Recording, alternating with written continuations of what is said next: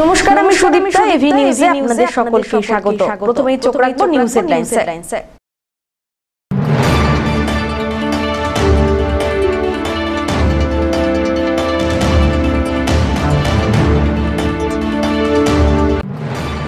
মূল্য নিয়ন্ত্রণের লক্ষ্যে জলপাইগুড়ি দিনবাজার সরেজমিনে পরিদর্শন করলেন জলপাইগুড়ি জেলা শাসক শ্যামা পারভিন।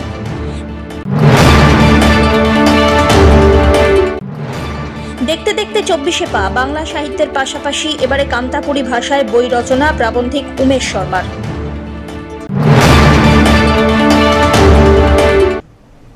এবার আসছে বিস্তারিত সংবাদে। মূল্য নিয়ন্ত্রণের লক্ষ্যে জলপাইগুড়ি দিনবাজারে সরেজমিনে পরিদর্শন করতে এলেন জেলা শাসক শ্যামা পারভিন। আলু, পেঁয়াজ, সবজির দাম নিয়ে বিস্তারিত খোঁজ খবর নেন তিনি। পাইকারি এবং খুচরো বিক্রেতাদের কাছে কাছে ঘোরেন, ক্ষোভ প্রকাশ করেন পাইকারি ও খুচরো দামের ফারাক নিয়ে। সঙ্গে ছিলেন কৃষি বিপণন দপ্তরের আধিকারিক এবং পুলিশরা।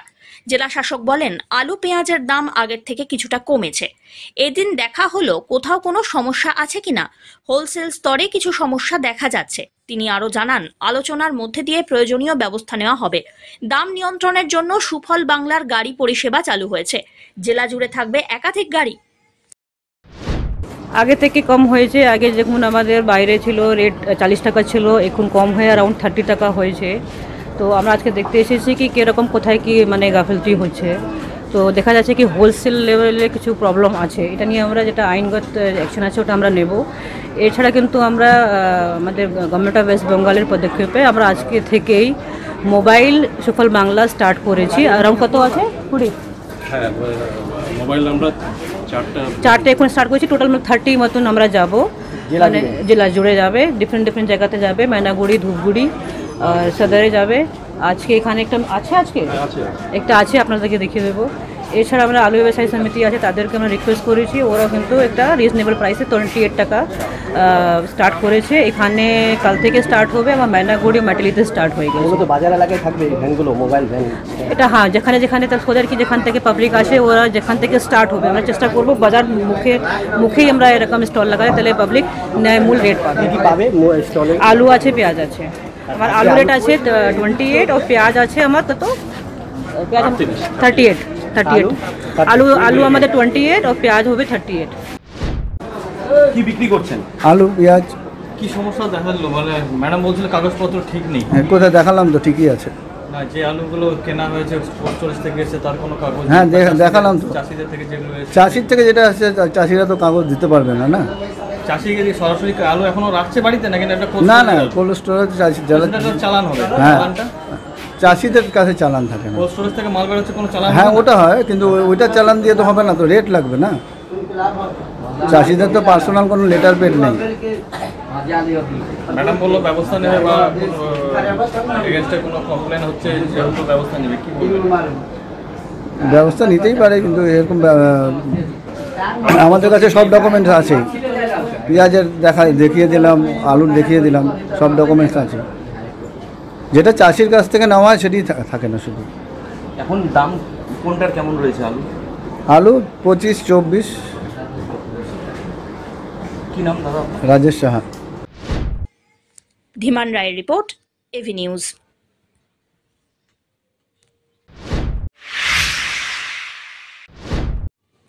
দেখতে দেখতে 24 পা বাংলা সাহিত্যের পাশাপাশি কামতাপুরী ভাষায় বই রচনা প্রাবন্ধিক উমেশ শর্মার। গত মাসে জলপাইগুড়ির তথ্য সংস্কৃতি দপ্তর এবং কামতাপুরী ভাষা একাডেমির যৌথ উদ্যোগে কামতাপুরী ভাষায় প্রকাশিত হয় বেশ কয়েকটি বই।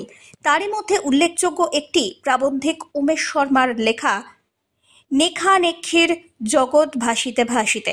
মূলত কামতাপুরী ভাষাতে এই বইটি লেখা হয়েছে।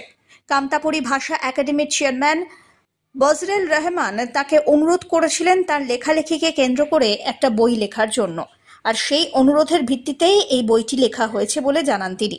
বইটি গত মাসে প্রকাশিত হয়েছে কামতাপুরী ভাষা একাডেমির তরফ থেকে। তার বদলে এই দিন মুষ্টিমেয় কয়েকজনকে নিয়ে বইটির উদ্বোধন পুনরায় করা হলো বলে তিনি আরও জানিয়েছেন।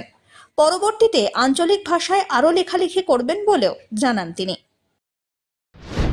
আজকে আমার 24তম বই নেখানেখির জগতত ভাসিতে ভাসিতে এটা প্রকাশ করলেন বর্ষিয়ান সাংবাদিক জ্যোতি সরকার।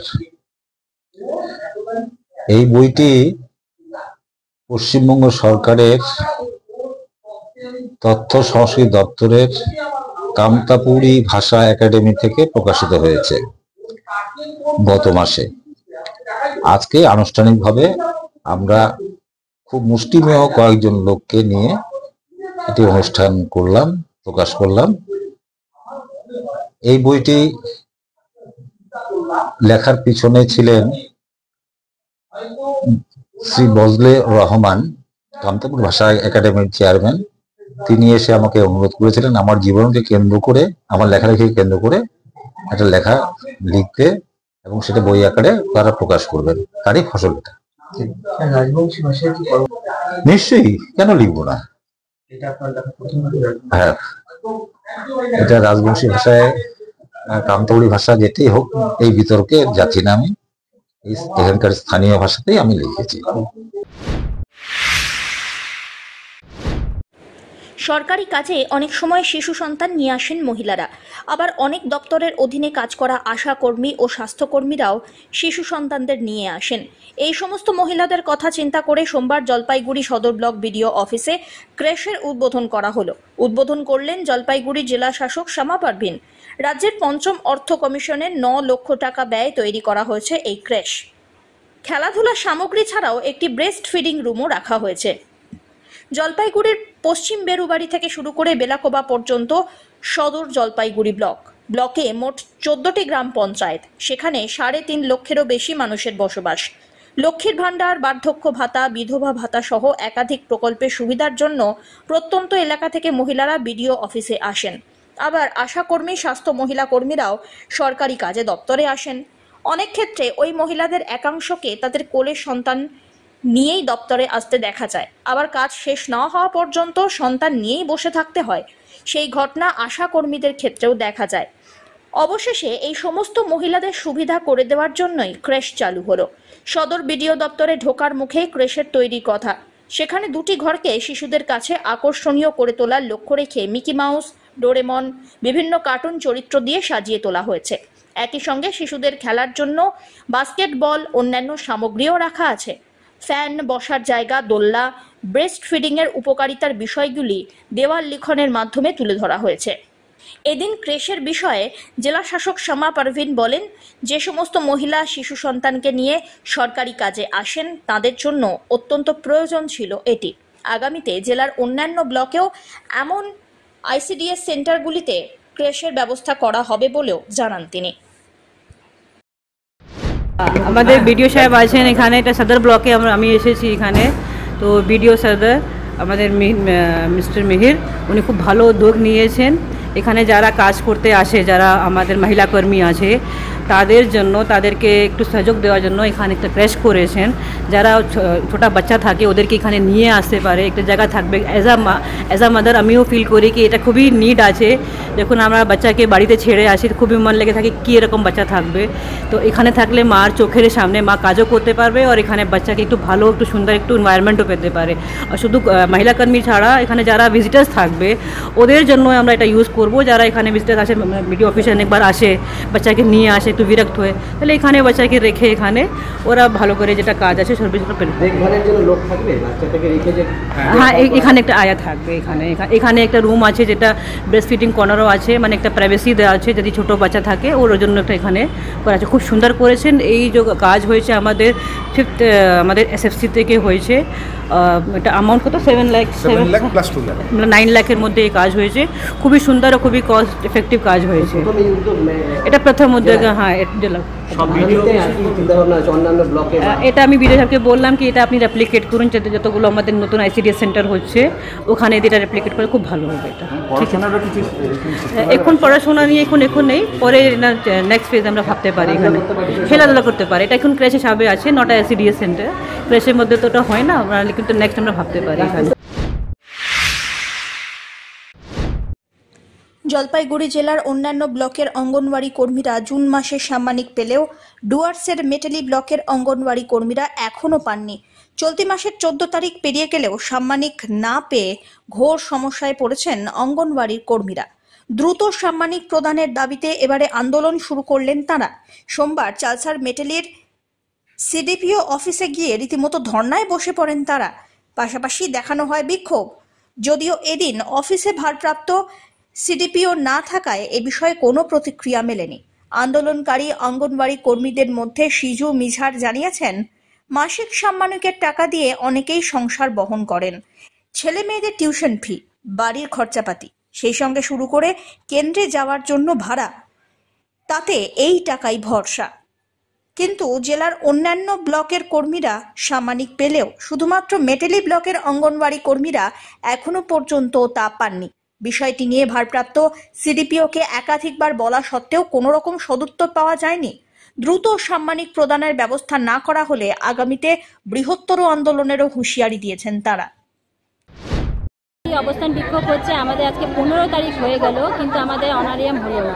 পুরো পশ্চিমবঙ্গ জুড়ে সবার অ্যাডিশনাল অনারিয়াম যেটা হয়ে গেছে, কিন্তু আমাদের মাটিয়ালি প্রজেক্টে এখন পর্যন্ত অনারিয়াম হলো না। সেটার জন্যই আজকে আমাদের অবস্থান বিক্ষোভ। কেননা অনেকের এরকম করুণ পরিস্থিতি যে বাড়িতে চাল কেনার পয়সা নাই, কারো হয়তো স্কুলে বাচ্চার টিউশন ফিস দেওয়া আছে, ইভেন কি অঙ্গনওয়াড়ি কর্মী ও সহায়িকা যে সেন্টার যাবে সেই গাড়ি ভাড়া বাবদ যে টাকাটা সেটাও অন্যের কাছে চাইতে হচ্ছে।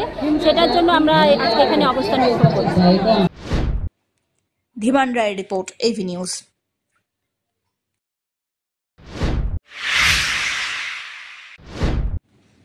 রবিবার মেটালিতে খাঁচাবন্দি হওয়ার পর সোমবার পুনরায় খাঁচাবন্দি আরও এক চিতাবাঘ।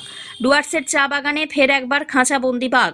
সোমবার সকালবেলায় বানারহাট ব্লকের রিয়াবাড়ি চা বাগানে খাঁচাবন্দি হয় এক পূর্ণবয়স্ক পুরুষ চিতাবাঘ। জানা গিয়েছে, বেশ কিছুদিন ধরে রিয়াবাড়ি চা বাগানে চিতাবাঘের আতঙ্ক ছড়ায়। বাগানের তরফ থেকে বন দপ্তরের কাছে খাঁচা পাতার আবেদন জানানো হয়। কিছুদিন আগে রিয়াবাড়ি চা বাগানে 8 নম্বর সেকশনে খাঁচা পাতে বন দপ্তর। সেদিন সকালবেলায় সেই খাঁচাতেই বন্দী হলো চিতাবাঘ। এদিন চিতার গর্জন শুনে শ্রমিকরা এগিয়ে গিয়ে দেখেন খাঁচায় বন্দী হয়ে আছে সেটি। খবর পেয়ে ঘটনাস্থলে পৌঁছয় বিন্নাগুড়ি ওয়াইল্ড লাইফ স্কোয়াডের বনকর্মীরা। সেখানে পৌঁছে বাঘটিকে উদ্ধার করে নিয়ে যাওয়া হয়। বন দপ্তর সূত্রে খবর, প্রাথমিক চিকিৎসার পর চিতাটিকে জঙ্গলে ছেড়ে দেওয়া হবে।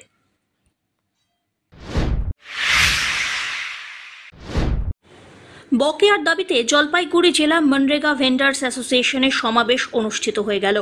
সোমবার রায়কতপাড়া শনি মন্দির সংলগ্ন মনীষী পঞ্চানন বর্মা স্মারক ভবনে জেলার 9টি ব্লকের সদস্যদের নিয়ে সমাবেশ অনুষ্ঠিত হয়।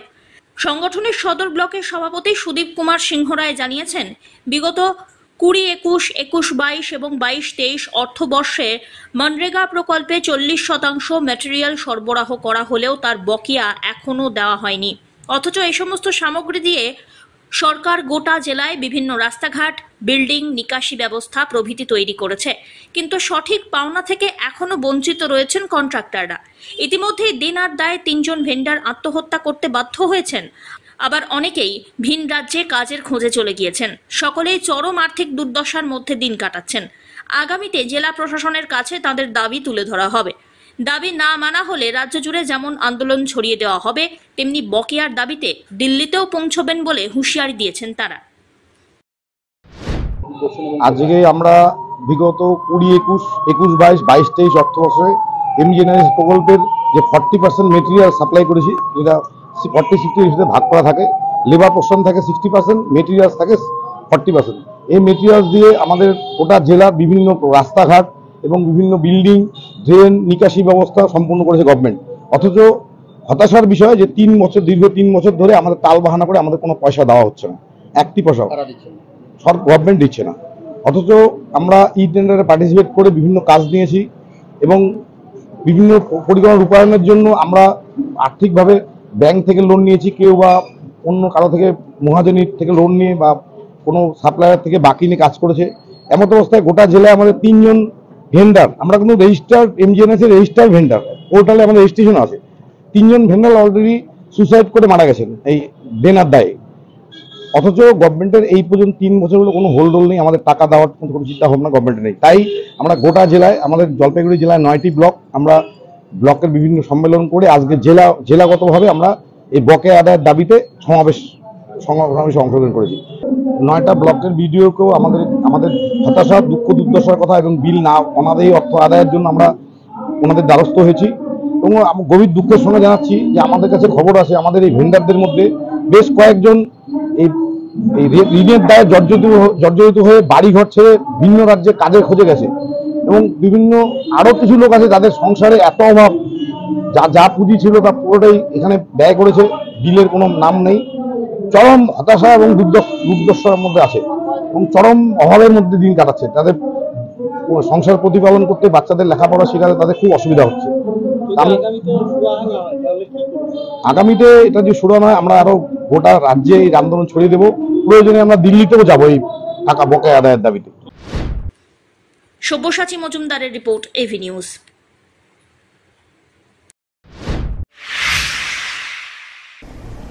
শেষ করবার আগে নিউজ হেডলাইন্স আরো একবার।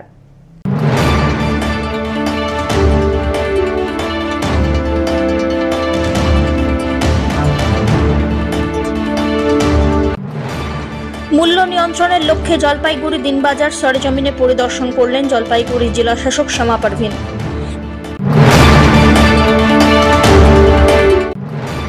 দেখতে দেখতে 24শে পা, বাংলা সাহিত্যের পাশাপাশি এবারে কামতাপুরী ভাষায় বই রচনা প্রাবন্ধিক উমেশ শর্মার।